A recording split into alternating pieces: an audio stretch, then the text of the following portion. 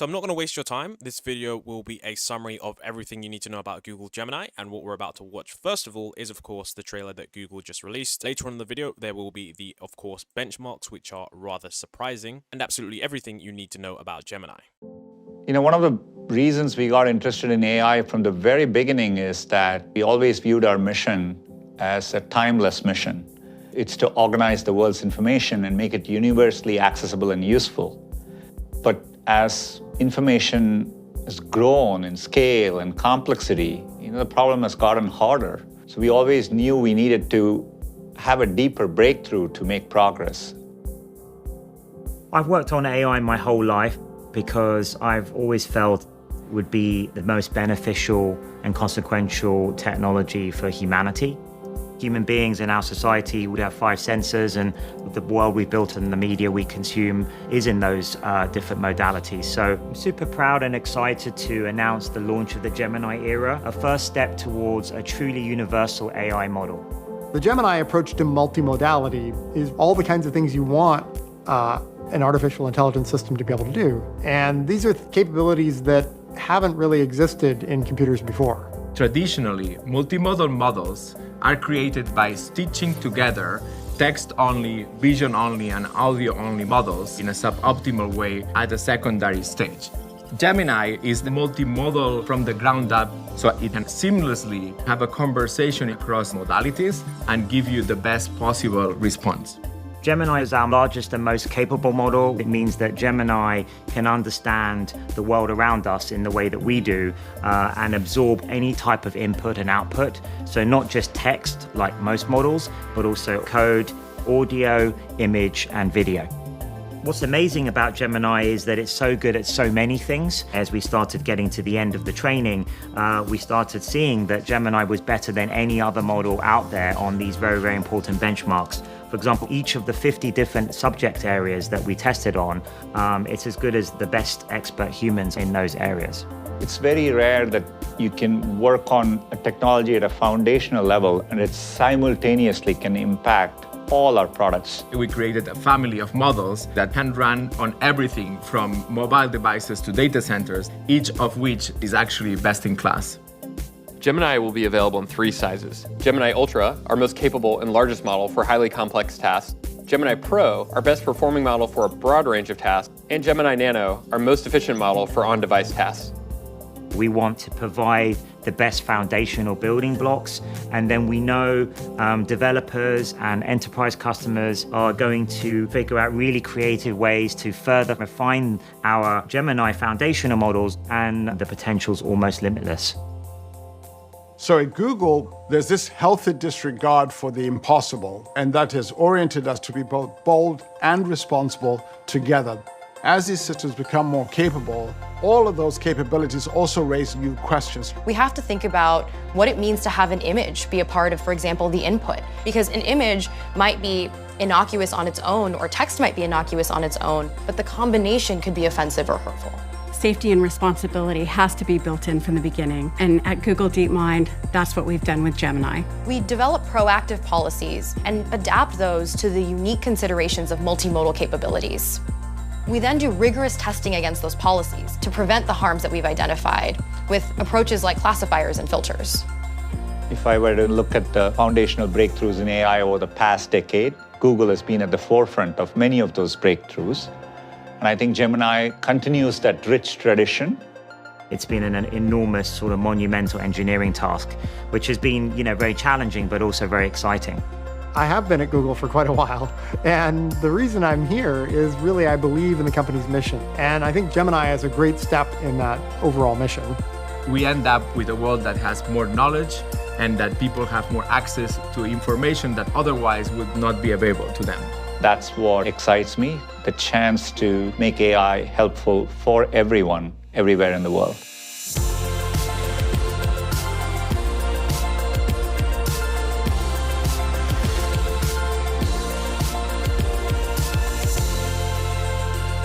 So now what you're about to see is Google's multimodal capabilities. One of the things that Google has talked about previously was exactly how Gemini would be focused mainly on multimodal stuff, and that they would increase the capabilities of the multimodality.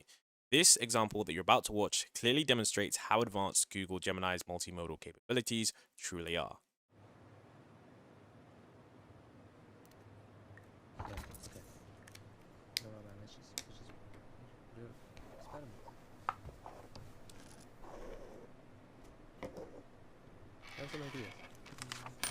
Let's start. All right, testing Gemini. Here we go. Tell me what you see. I see you placing a piece of paper on the table. I see a squiggly line. What about now? The contour lines are smooth and flowing, with no sharp angles or jagged edges. It looks like a bird to me. What if I add this? The bird is swimming in the water. It has a long neck and beak. It is a duck. Yes. A duck is a type of waterfowl in the family Anatidae. Ducks are closely related to geese and swans. The duck appears to be blue. This is not a common color for ducks. However, there are some breeds of blue ducks. These are typically not as common as other duck breeds. It is more common for ducks to be brown, black, or white. Are you sure? What the quack? I was just talking about a blue duck, and now you're holding one. It looks like blue ducks are more common than I thought. Would this float? I'm not sure what material it's made of, but it looks like it might be rubber or plastic. What if I tell you it's making a squeaking sound? Oh, if it's squeaking, it's definitely going to float. Nice. It is a rubber duck. It is made of a material that is less dense than water. Can you teach me how to say this in a different language? And give me a few options.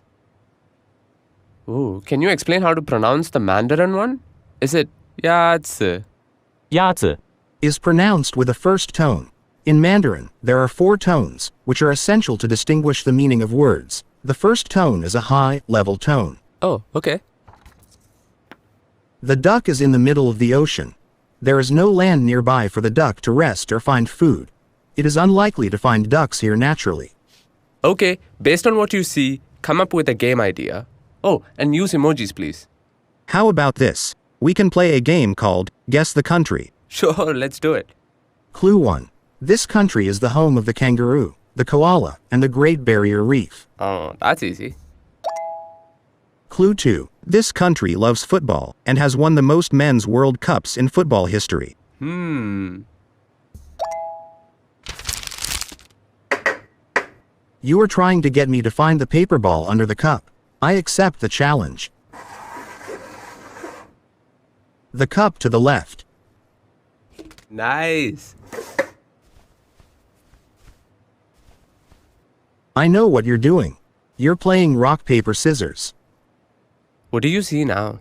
The fingers are spread out to look like the wings of a butterfly. What's this?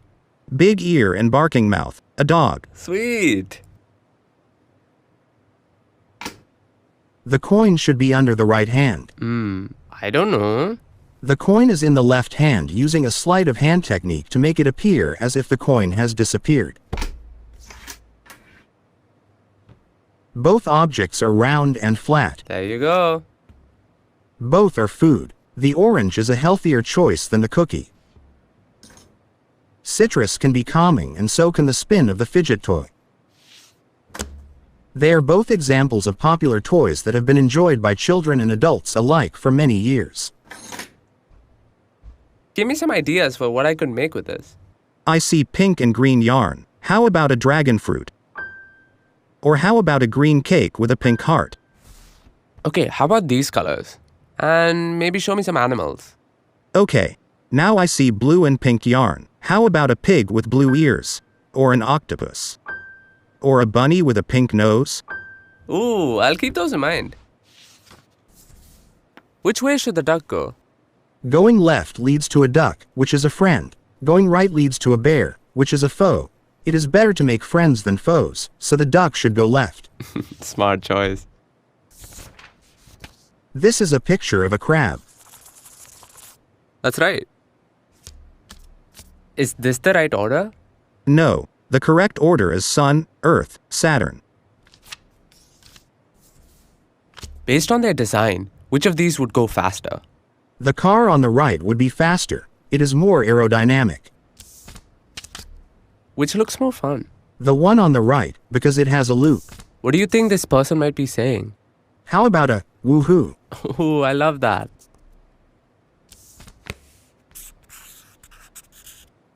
I see you're drawing a guitar.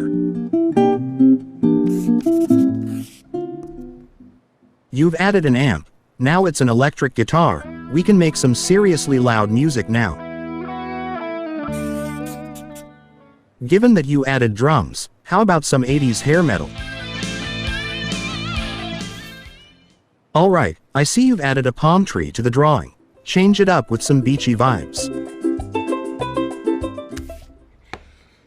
What movie are they acting out here? I think they are acting out the famous bullet time scene from The Matrix. Ooh, nice. What do you think might happen next? The cat is going to jump to the wall and stick the landing. It's going to be a perfect 10.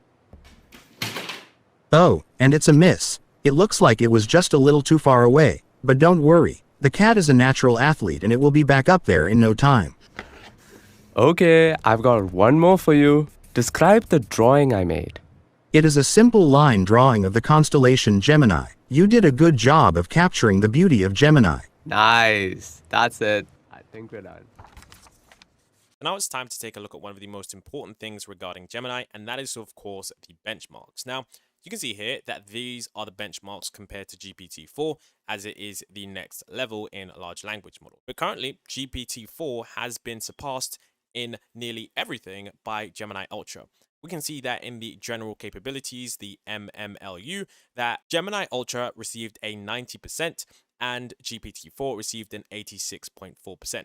If we scroll down to the reasoning tab, you can see that on the Big Bench Hard, on the drop, Gemini Ultra achieved better results. Although maybe only marginal, it did achieve better results in this category. The only category it didn't was the Hella Swag, where it achieved a 87.8%, which is of course still very respectable. If we do look at the math benchmarks and the code benchmarks, we can see that on the GSM 8K, Gemini Ultra received a 94.4% compared to GPT-4's 92%. On the math tasks, which include challenging problems, including algebra, geometry, pre-calculus, and others, it achieved a 53.2% compared to GPT-4's 52.9%. And on the coding, with a human eval, it achieved a 74.4% compared to GPT-4's 67%. And on the natural 2 code, it achieved a 74.9% compared to GPT-4's 73.9%. So overall, Gemini Ultra does surpass GPT-4 in 7 out of these 8 categories, which does make it right now the very best large language model that you can use in the AI space. So now we have the multimodal benchmarks, and these are the multimodal benchmarks in which Gemini and GPT-4 were compared against. What's really incredible was that across every single benchmark on this page, Gemini Ultra surpassed GPT-4's previous capabilities. So you can see that across all of the image benchmarks, Gemini achieved 59%, 77%, 82%, and 90%. And in all of these categories, it does surpass GPT-4. And this is, of course, GPT-4 with vision, which is the latest model that can analyze images. In addition, since GPT-4 doesn't have video, what they've done is they've compared Gemini Ultra to DeepMind's Flamingo, and you can see that it achieved a 62.7% compared to DeepMind's score of 56, which is, of course, the same model that the same company did before, but it just shows a decent improvement. In addition, what is also very interesting was that we did see that even in audio, Gemini Pro outclasses OpenAI's Whisper v2 and Whisper v3, which shows us that Google Gemini is currently a truly state-of-the-art large language model / multimodal AI system. Now let's take a look at Gemini's ultra impressive capabilities in terms of reasoning and truly understanding what a user needs. Here you will see a demo of Gemini's multimodal reasoning capabilities to understand and reason about users' intent, use tools, and generate bespoke user experiences that go beyond chat interfaces. Let's say I'm looking for inspirations for a birthday party theme for my daughter. Gemini says, I can help you with that. Could you tell me what she's interested in? So I say, sure, she loves animals, and we're thinking about doing something outdoors. At this point, instead of responding in text, Gemini goes and creates a bespoke interface to help me explore ideas. It's got lots of ideas, it's visually rich, it's interactable. Now, none of this was coded up. It was all generated by Gemini. Gemini uses a series of reasoning steps, going from broad decisions to increasingly high resolution of reasoning, finally getting to code and data. First, Gemini considers, does it even need an UI? Is a text prompt best? Okay, this is a complex request that needs lots of information to be presented in an organized way. Gemini then tries to understand if it knows enough to help. There is a lot of ambiguity. I didn't say what my daughter's interests are or what kind of a party I wanted, so it had asked a clarifying question. When I said, we're thinking about an outdoor party and my daughter loves animals, Gemini reasoned it had enough information to proceed. But it made a note that there was still ambiguity about what kind of animals, and this is important, and what kind of outdoor party. Next is a critical step. Gemini writes the product requirement document, or PRD. It contains the plan for the kinds of functionality the experience will have. For instance, it should show different possible party themes, some activities, and food options for them. Now, based on this PRD, Gemini tries to design the best experience for the user's journey. It thinks that the user will like to explore a list of options, but will also want to delve into details. It uses this to design a list and detail layout that we saw earlier. With this design, it writes the Flutter code to compose the interface out of widgets and write any functionality needed. Finally, it generates and retrieves the data needed to render the experience. You can see it filling in content and images for the different sections. Ah, farm animals. She would like that. Clicking on the interface regenerates the data to be rendered by the code it wrote. Ooh, I know she likes cupcakes. I can now click on anything in the interface and ask it for more information. I could say, step-by-step instructions on how to bake this. And it starts to generate a new UI. This time, it designs an UI best suited for giving me step-by-step instructions. I want to find some suitable cake toppers for this. Show me some farm animal cake toppers. At this point, Gemini again decides to create a visually rich experience. It generates a gallery of images. Notice the drop-downs at the top. It decided that maybe it should help me explore by showing different options. Sheep sounds interesting. I know she likes that. And now it helps me pick sheep cake toppers. These look great. This is going to be a fun birthday party. I hope you saw a glimpse of what Gemini is capable of. I'm really excited about what's possible here. This is such an interesting time in AI, and I'm excited to be part of this. Now let's take a look at Gemini's ultra multimodal capabilities in terms of helping someone with their homework. As a parent, you may have to help your kid with their homework. I've certainly had to. Here's where Gemini can help. For this demo, we've created a simple interface, and with some clever prompting under the hood, we can really leverage Gemini's math, reasoning, and multimodal capabilities to learn a subject like physics. With Gemini, you can upload a photo of handwritten answers on a worksheet. Not only can Gemini solve these problems, but this is the amazing part. It can read the answers and understand what was right and what was wrong, and explain the concepts that need more clarification. So Gemini identified some mistakes with problems 1 and 3 here. Let's take a look at 3. Here, Gemini identifies that the formula was correct, but there was a mistake in calculating height. We can ask Gemini to explain in more details why the height is 50 meters instead of 6.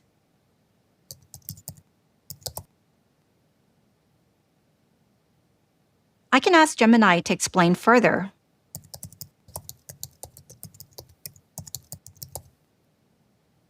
Here, Gemini explains the step-by-step details to solving the problem. Because of Gemini's ability to understand nuanced information and answer questions relating to complicated topics, it can give you a customized explanation of the subject you're trying to learn. And lastly, if you want to learn more, you can just ask. Gemini will provide personalized practice problems based on mistakes. Here I have a similar problem where I have to figure out the cat's speed, where the height of the ramp is double. Oh yeah, I knew that. Now let's take a look at how Gemini finds and extracts data from scientific research papers. A common problem scientists face is the need to find and use data extracted from the scientific literature. This is difficult because scientists need to search among thousands of scientific papers for key information and extract them by hand. It's a very common workflow and very time-consuming. In fact, some of our scientists at Google DeepMind face this very problem. They use Gemini to help with it because Gemini has an incredible understanding of science. Taylor will explain more. So we were looking at this study from 2022. The authors had created a dataset by reviewing tens of thousands of scientific papers in genetics. They found a few hundred papers that contained the relevant information, extracted it by hand, and collected it in a table. Studies like this can take a lot of time. We needed to update this dataset with what's new over the last couple of years. But that's over 200,000 new open access papers added to this domain since 2021. We couldn't do this manually, so we asked Gemini to help us out. First, we needed to filter for relevant scientific papers. We wrote a prompt, just like this one, telling Gemini exactly what to look for.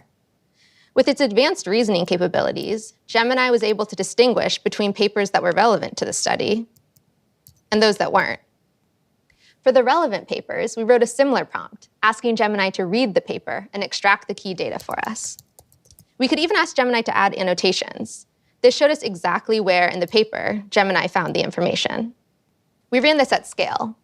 And over a lunch break, Gemini read 200,000 papers for us, filtered it down to 250, and extracted their data. So now we have a refreshed version of this data set. But because Gemini is multimodal, not only can it reason about information from text, it can also reason about figures. So let me show you something really neat. With our refreshed data set, we can now ask Gemini to update a graph from the original study. We first gave Gemini a screenshot of this figure. Then we asked it to generate the code required to plot it. And by feeding this code our new data set, we get our updated figure. You can see that this figure now includes data up until 2023. So Taylor used Gemini to search a large corpus of literature for relevant papers and extract key information from these papers, as well as update figures. Of course, these capabilities can help more than just biologists or even scientists. They extend naturally to any domain that is reliant on large datasets, such as law or finance. So that's what Gemini can make possible, and we are excited to see what you will create with Gemini.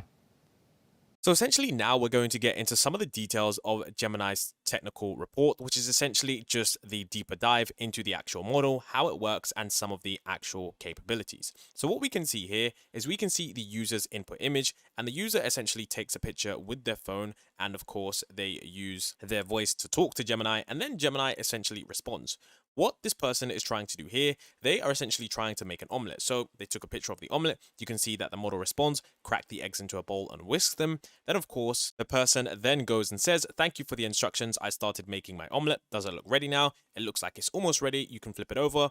And then the person asks, "Why is it not ready?" And then it responds, "It's not ready because the eggs are still runny." And then it says, "What about now? It looks like it's ready now. You can take it off the heat and serve it." So this is a simple interaction that you can see how AI is about to be embedded into what we do on a daily basis, definitely making a lot of tasks easier with the multimodal capabilities. So this is something that I find has a lot more applications than just large language models, which are mainly software based. When we have a model that is this capable in terms of its image recognition and being able to combine that, it presents for a really nice experience for the user. One thing that I did want to understand was I did want to understand exactly what the context length for Gemini exactly was. Here you can see that it tells us that the context length for Google Gemini is of course a 32 context length. So Gemini models are trained to handle very long sequences of data, specifically 32,768 tokens, which essentially enables them to utilize the context more effectively. The effectiveness of the models with long context lengths was tested using a synthetic retrieval test.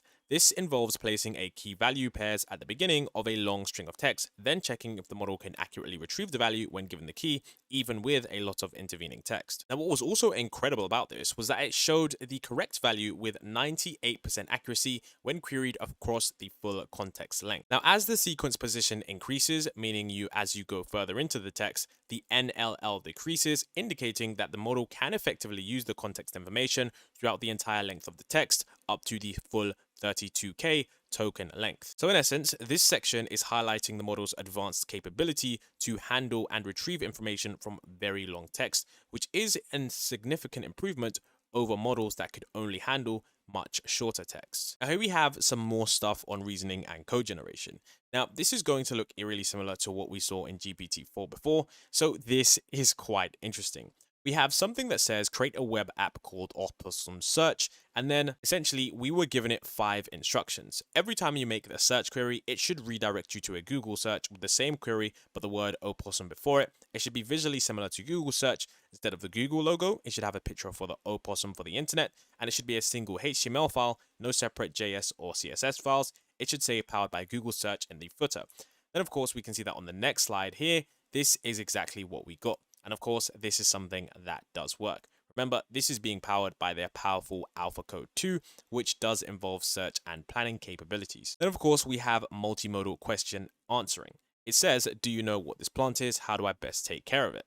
Then of course, we can see that it gives us a detailed answer on exactly what this plant is and how best to take care of this. Now, this does have a very nice capability in the sense that being able to identify exactly which plant is what and all the specifics is something that is going to help a lot of people out. Combined with the knowledge of millions of different plants, we can see exactly how good this model is going to be for various different use cases. Then of course we have interleaved image and text generation. So it says, please create a blog post about a trip to New York where a dog and his owner had lots of fun. Include a few pictures of the dog happily posing at different landmarks. So this is where we can see that this is something that is generating images and is able to follow the instructions of generating a blog post closely related to the text and showing us levels of consistency with the dog across all images. So I find something like this really, really effective because once again, it's showing us that when you combine that multimodal capability,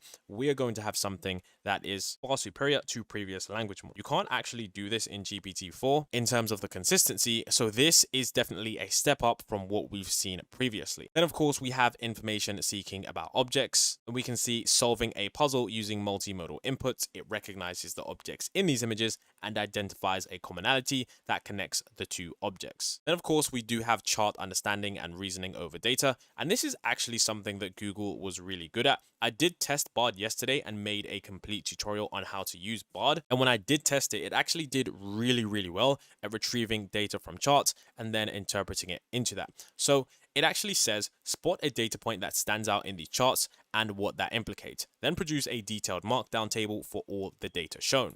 Then we can see here that it shows us the exact data in this table, and it says that the data point that stands out is the United States landfill plastic waste, which is 73%. So it shows us that this definitely has some really, really advanced capabilities in terms of the multimodal chart understanding. Then of course we do have one of my favorite capabilities, and this is of course the video understanding. We can see that the user put in this question, how could this person improve their technique? Then of course we have Gemini saying that this soccer player needs to work on their ball striking mechanics. Their foot is not making good contact with the ball, which is causing the ball to fly up and away from the goal. They also need to work on their body positioning, and they should be leaning into the shot with their non-kicking leg in front of their kicking leg, and they should be following through with their kicking leg. The Gemini is actually completely multimodal, and this video was input, and this output that they gave was pretty stellar. So if you've ever played soccer or if you've ever played football in the UK, you'll know that exactly what they're saying is pretty true, and that technique that they're using is actually not accurate whatsoever. So I'm really, really excited to be getting to use Gemini and seeing exactly how good those video capabilities are. Now here we need to know and take a look at what is next for Google Gemini, because apparently this is only the beginning. So Hassabis says Google DeepMind is already looking into how Gemini might be combined with robotics to physically interact with the world. To become truly multimodal, you'd want to include touch and tactile feedback, he says. There's lots of promise with applying these sort of foundation type models to robotics, and we're exploring that heavily. So it seems like the future of humanoid robotics or some kind of robotics are going to be combined with some kind of foundation model in order to provide an ability for these large language models or AI systems to interact with the world in a new way, which definitely would be a very interesting thing because it's not something that we've seen done to a very high level just yet. In addition, what's crazy was that they did talk about next year. So this is an article from The Wired that I'll leave a link to in the description. And essentially the article reads, For AI agents to work dependably, the algorithms powering them need to be a lot smarter. OpenAI is working on a project dubbed QStar that is designed to improve the reasoning capabilities of AI models, perhaps using reinforcement learning, the technique at the heart of AlphaGo. Hassabis says his company is doing research along similar lines, which is something that we did talk about 6 months ago, where Hassabis actually did state that they are focusing on searching and planning. He additionally goes on to state that we have some of the world's best reinforcement learning experts who invented some of this stuff. And then it goes on to state advances from AlphaGo are hoped to help improve planning and reasoning in future models like the one today. Then he states, we've got some interesting innovations we're working on to bring to future versions of Gemini, and you'll see a lot of rapid advancements next year. Now, I really want to break this statement down because you can miss some of these key statements if you don't look into the words that he used. He said we've got interesting innovations and rapid advancements. So that's two key things. Number one is the innovations part. Now, innovations is a key word because he didn't say that we're going to make these models better. What he said is we're going to be doing innovations. And what that means is that we're likely to see something new and likely something that we've never seen before, which essentially makes next year a really fascinating year for anyone in AI because we're going to see a lot of different models and a lot of new techniques that we've never seen before. You have to remember what they've done with AlphaGo and previous models to truly understand the capabilities of Google DeepMind. And them also saying that you'll see a rapid advancements next year shows us that we definitely are in for a crazy 2024.